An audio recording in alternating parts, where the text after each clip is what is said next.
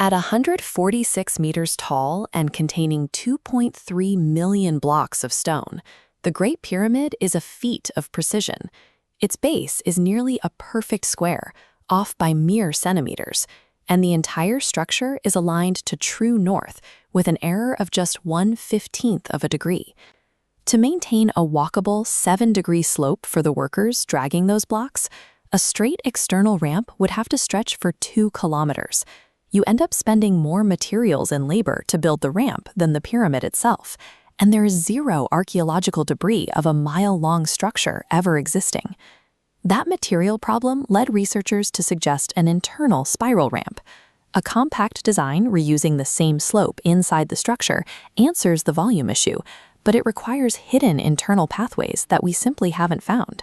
This is a 3D density map from the 2015 muon tomography scans of the Great Pyramid. If you look at the internal volume, you don't see the clean, continuous signature of a spiraling ramp. The muon detectors only found scattered, irregular voids. The standard theories consistently hit a wall of negative evidence. The ramps, the tools, and the staging grounds are entirely missing from the Giza Plateau. We may be looking at the lack of debris from the wrong angle. The construction evidence likely remained on site, repurposed into the architecture itself. Before the Greeks formalized the concept of cranes, ancient engineers used the landscape itself as their primary machinery. They transformed the earth into temporary structures to lift stones, and then dismantled those structures to leave a pure, standalone monument. They built, and then they unbuilt.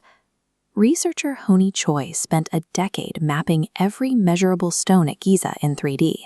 His modeling suggests the plateau operated as a single, interconnected engineering system designed to cannibalize its own sacrificial structures. We stop searching for lost ramps buried under the sand and start looking at the Giza Machine, a recursive loop of material and labor that consumes its own scaffolding. The hardest part of building a pyramid is the top. Even a tiny error at the base multiplies into a massive deviation at the apex. If you build upward with a shrinking work area, you eventually lose the room required to check the perfectly straight edges on all 4 faces. Look at this geometric model of the initial construction phase. Instead of starting with a sharp point, builders overbuild the site into a terraced, trapezoidal mass. This shape spreads outward at the top, giving workers a consistent 7-degree ramp all the way up and a wide, stable deck at the final height. Once that mass reaches its maximum height, the process reverses. The excess stone is carved away downward. The builders shape the final, precise geometry of the pyramid from the top down, shedding the heavy ramps as they go. We can see traces of this top-down, deck-based workflow on the surviving casing stones of Khafra's pyramid. Cataloging these upper layers reveals vertical seams filled with bonding stones, small, tapered pieces designed to slide down and stitch separate masonry runs together. Because these bonding stones appear in consistent patterns on all 3 surviving faces, they act as starting lines. They show that multiple independent crews laid the casing stones simultaneously, a feat that requires a wide, unobstructed working deck surrounding the entire structure. Delaying the final shape until the very end solves the precision problem. Subtractive architecture allowed them to handle the hardest part of the geometry from a stable surface. Carving down a gigantic trapezoid leaves you with mountains of extra limestone, but in a closed-loop system, that waste is immediately repurposed. This chart compares the required working volumes.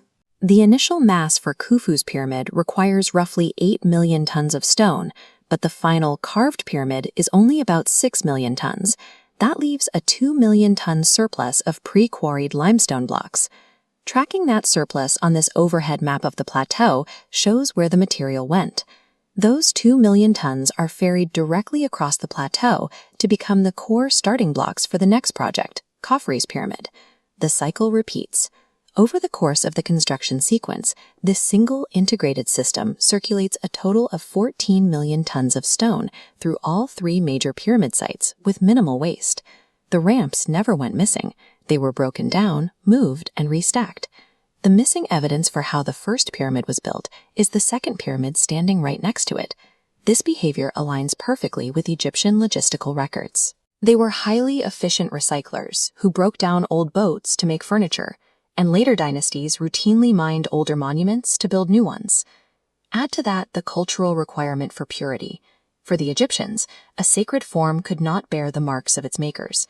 The scaffolding, the lifting devices, and every sign of human labor had to be meticulously erased to restore the site to its intended holy state. The absence of debris acts as an intentional architectural detail, a deliberate eraser of the human builder to leave only the sacred form behind. When we look at the plateau as a single engineering circuit, the pyramids represent a mastery of time, labor, and recursive logistics that turned the entire desert into a closed-loop factory.